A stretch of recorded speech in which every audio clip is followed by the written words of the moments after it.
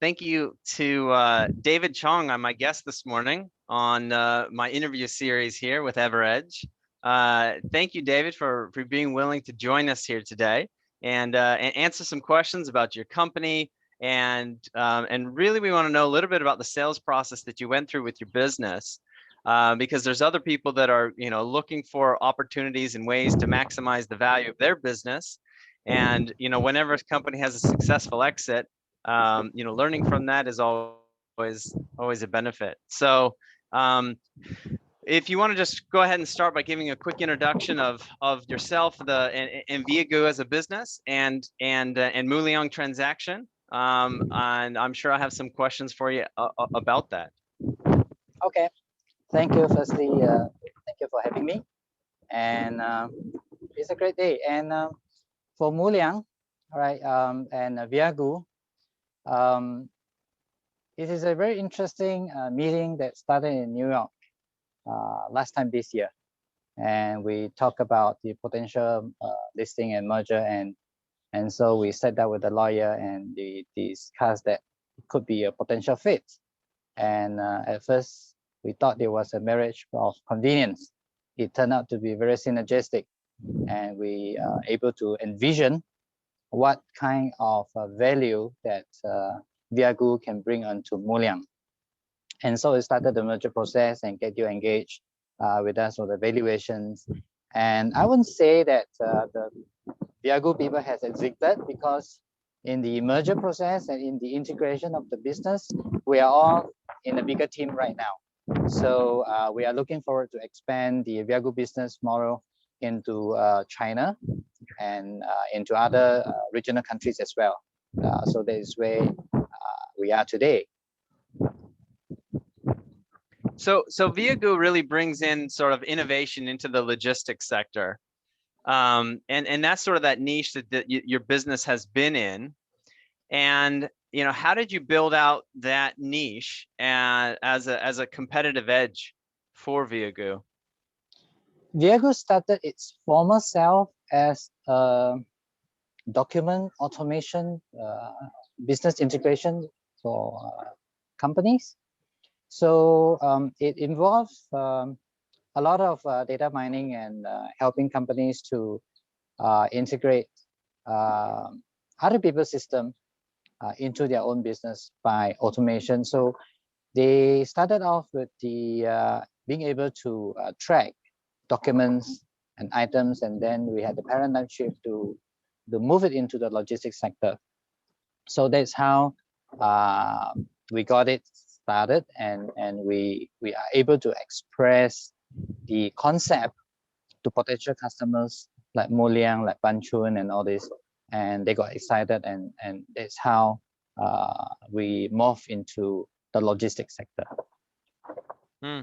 Now, you've done a very good job of creating a business that's really focused on R&D and been able to move into new sectors. What's your advice for other companies that are looking to, continue to drive innovation in their companies and create other valuable intangible assets? I think the stakeholders and the founders and the key managers in the companies ought to not be afraid to imagine, to think out of the box, and to listen to ideas that may seem far-fetched, but give it some time to mull over it. Probably you'll find niche in terms of the paradigm shift that you can have, and you see your value being imposed on other business, and you can find it, you can integrate in other sector as well. Right. And when you were, I think, as you've prepared the business for sale, as you prepared Viagoo for sale, you guys had a very good strategy. You found the right partner, and you helped to you maximize the value of your business. What were the steps that you guys took to maximize that value in that transaction? We actually have been very fortunate to be able to articulate our technology value and how other businesses can see value creation by having our technology implemented as the underpinning for the business. So it enabled the business to have transformation mindset. And so because of that, we are able to see value creation in new sectors and new industries. Like, for example, office automation, we get into logistics and so on. And we are imagining ourselves in food security, food safety as well. And I think that is a good example of how we can see our value contribution in other sectors as well, and see how they could be integrated. So I think through that process, we are able to visualize what kind of revenue stream that we can generate. And from there, we are looking at how we can plan to growth for the growth itself, and it will involve eventually crunching some numbers on what we project we could do. And so we think that we can stretch ourselves. We think that with the capital being raised, we could go much further. And so we see our value being maximized in that process. And of course, we get EverEdge to help us to be an independent valuer, to validate our assumptions, to validate our ideas. And I think that has been a great help, and it helped us to materialize our value in that sense. Yeah, well, thank you. Yeah, it was a pleasure to work on that project. And you and I have actually worked on a few projects now over the past couple of years, looking at value of businesses and opportunities. What do you think it is that why is it that most business owners or companies tend to overlook intangible assets or undervalue things like their ability to pivot and their data processes? I think a lot of times the entrepreneurs, they fail to recognize that their human asset, their value, the knowledge that they have gained, those are intangible value that could actually bring a lot more value to the company, rather than or in addition to the brick and mortar that they see. Those are the real thing. But having a recognition of the intangible value, the intellectual property itself, the knowledge and all this, I think it gives them a broader perspective of how they can pivot to other business sector. And I think that is quite crucial. And that's where I think we see successes against other also ran kind of businesses. Yeah, and I think as you can see those opportunities, as you've been, you're kind of a leading expert in these fields in terms of these business opportunities, and what you've done with Viagoo, and now with the Muliang, and I hear now you're almost up to listing. What can we expect? And you seem to be going strength to strength with Muliang and its growth and opportunity. What can people expect next steps for Muliang, and what should we be watching for? We are expecting to get approval for listing very soon. And the good thing that came out from our exercise that EverEdge did together with us is that it has also been validated by our underwriter. And so it is a separate independent exercise, but the same kind of assumptions that we had has been validated, and the value being judged on has been justified.